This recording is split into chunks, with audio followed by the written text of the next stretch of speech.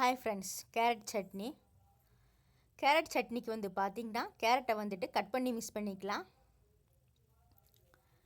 இல்லைன்னா துருவியும் கூட மிக்ஸ் பண்ணிக்கலாம். கடாயில் 3-4 டேபிள் ஸ்பூன் ஆயிலு நல்லா சூடாயிருச்சு. கட் பண்ணி வச்சுக்கிற கேரட்டை மிக்ஸ் பண்ணிக்கலாம். நல்லா வதங்கட்டுங்க. அதிலே ஒரு பெரிய வெங்காயம் மிக்ஸ் பண்ணிக்கோங்க. வெங்காயம் கண்ணாடி பதம் வரணும். 5-6 பல் வெள்ளைப்பூண்டு மிக்ஸ் பண்ணிக்கோங்க.